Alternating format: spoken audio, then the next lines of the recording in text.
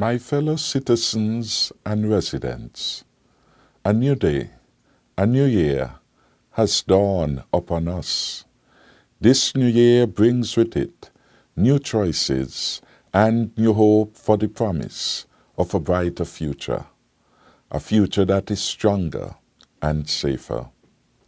This future that we will create for ourselves requires our ingenuity and industry. We must continually seek to change things for the better, and this we can achieve working together in unity. 2022 gives us the opportunity to maintain that which is good and progressive. We have a chance to change what may not be evolving as it should or as is intended. The choices we make and the decisions we take will determine the future we create for ourselves and future generations. My Team Unity administration has made considerable progress in delivering the stronger, safer future we promise. In 2022, we will work more diligently to deliver even better results for our people. More jobs, higher incomes, more homes, and greater opportunities. We are expanding opportunities for our entrepreneurs and for each of our citizens and residents to achieve maximum benefits from their talents and best endeavors. It is in this spirit, a spirit of shared prosperity for all, that I wish everyone a happy, healthy, productive, and prosperous 2022. Just over 2 weeks ago, I presented the 2022 national budget, which focused primarily on investing in our people. It cannot be overemphasized that building that stronger, safer future requires all of us doing our very best for the collective good. We have accomplished much over the past year, despite the ravages of COVID-19 and the global economy. This is because we are united in a common purpose. Together, we have been resilient and innovative. Our unity has allowed us to establish the foundation for a comprehensive and inclusive budget. Our tourism sector is rebounding nicely. We have seen the return of the cruise ships at Port Sante, and the outlook for the future is encouraging. We are happy for all who directly benefit from the industry. We know they have had a difficult 18 months, and so we have worked hard, so very hard, to revive activity in the sector. This reality is not happenstance. We have committed and dedicated people throughout government and the private sector who have been working tirelessly for this outcome. I commend them all. Let us continue to act responsibly, adhering to established protocols so that this rebound continues.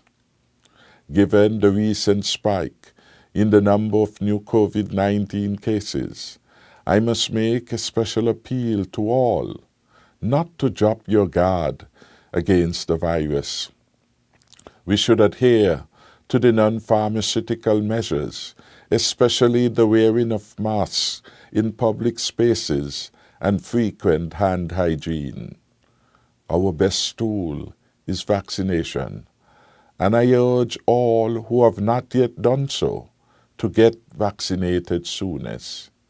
Everyone who can, please consider getting your booster.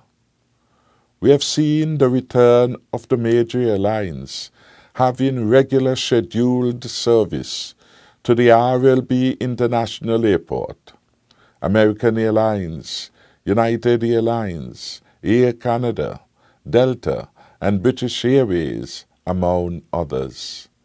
The stayover visitors are important to our tourism product.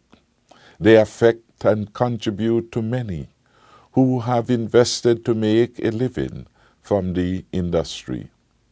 Taxi and tour operators, hoteliers, operators of restaurants and bars, all have a better outlook for 2022 because of our collective efforts to contain the virus and revive economic activity. Bookings at our hotels on St. Kitts and on Nevis are on the uptick after months of low occupancy due to COVID-19. As a people, we have endured. We have been resilient. We expect 2022 to be a much better one for all. Our investments in agriculture, along with our incentives to the private sector, are bearing fruit. From our own projections and that of international agencies, we are looking at double-digit growth in 2022. This positive growth is a corollary of the decisions my administration has taken in fulfillment of the pledge and promise of a stronger, safer future. In this regard, our strong support to our agriculture and construction sectors will continue in 2022. My government will continue working with all stakeholders and entities to consolidate the continuing recovery of our economy. We have budgeted $180.9 million in capital expenditure for the year 2022. While we must provide for the short and medium term, we will not lose sight of some of the long-term issues confronting us as a small island developing state. The issue of slowing productivity, growth, climate change, and the ever-changing global financial architecture must all be considered and addressed.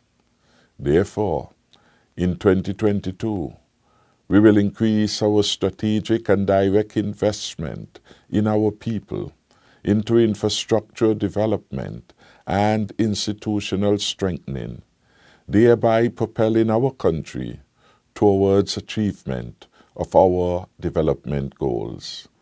In this endeavor, I solicit the full support of the private sector in order to deliver an even stronger economic growth scorecard for our people. We will need all of us working together as partners, and I am confident that we shall deliver more working together. Our planned capital outlay bodes well for the construction sector. This sector is, by design, one of the pillars of the stronger economy. The undertakings of my administration in this new year will stimulate this important sector.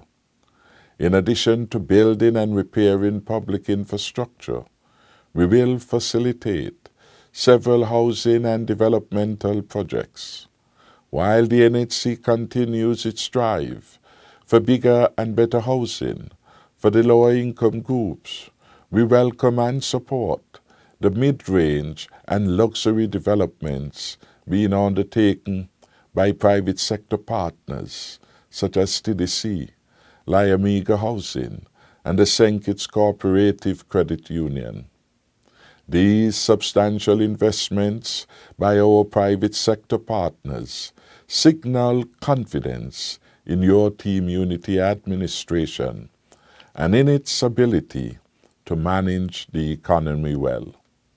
Their investments, coupled with those of your government, are the embodiment of shared responsibility. This public-private sector partnership will help us to achieve the growth we need to sustain and create jobs and generate wealth for our citizens and residents. Significant improvements in our healthcare system are expected in 2022. We eagerly anticipate the build-out of Phase 3 of the Joseph Nathaniel France General Hospital project, which will include the modernization and upgrading of the facility. Our uninsured patients will benefit from a 50% reduction in the cost of hemodialysis treatment and oncology service at the JNF Hospital. The installation of an MRI machine at the JNF in 2022 will be an important addition to our diagnostic services at our premier hospital and will certainly enhance the quality of patient care. Another significant development expected in 2022 is the opening of the National Bank Branch and Business Center in Sadlers, which is expected to yield many benefits, particularly for our citizens and residents in rural St. Kitts.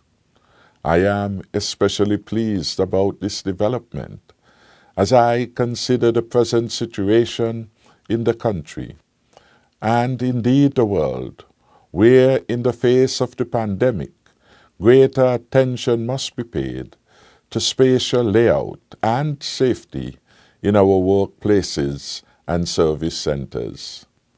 The reopening of this branch should reduce crowds at the Barnsley branches and facilitate banking for all, including the elderly and differently abled in our rural communities of northeastern St. Kitts. I welcome this initiative by the National Bank as part and parcel of our effort to decentralize economic activity.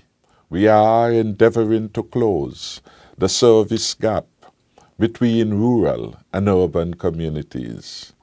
We are of the view that banking, shopping, and other essential services should be accessible throughout the country. COVID-19 showed us the importance of this, and we have learned. It is in this vein also that we pursue the vision of a multiple-purpose complex in Sandy Point, which encompasses facilities such as a police station, fire and rescue substation, the magistrates' court, and customs and excise operations. We welcome other service providers setting up offices, branches, and service centers in our rural communities.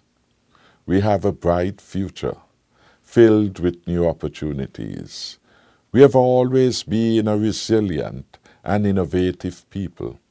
It is that innovation and resilience we must continue to employ in the face of current challenges.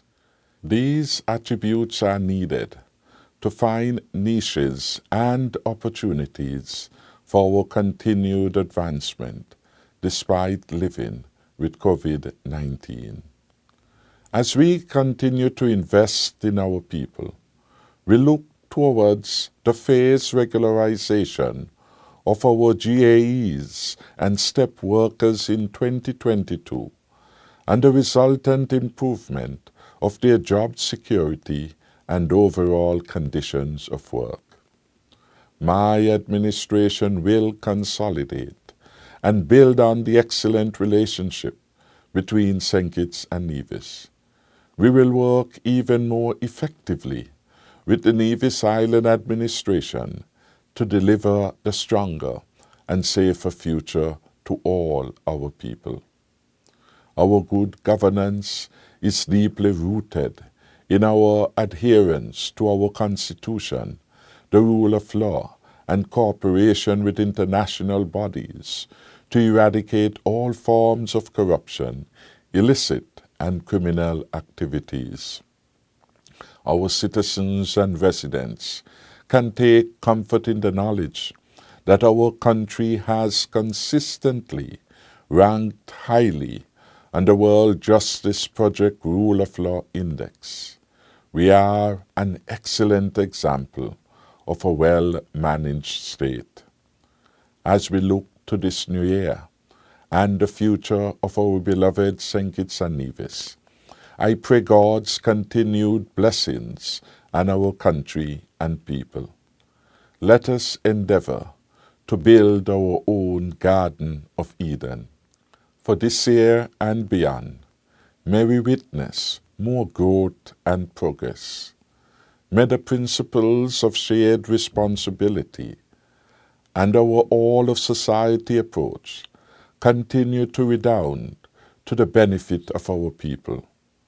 We should never deviate from the principles which have worked so very well for us, especially in our fight against COVID-19.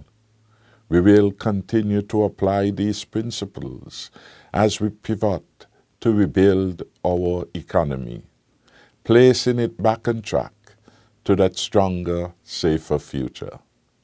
Again, I wish you all a happy, healthy, and rewarding new year, filled with industry, innovation, love, and togetherness.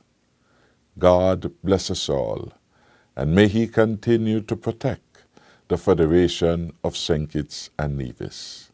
I thank you.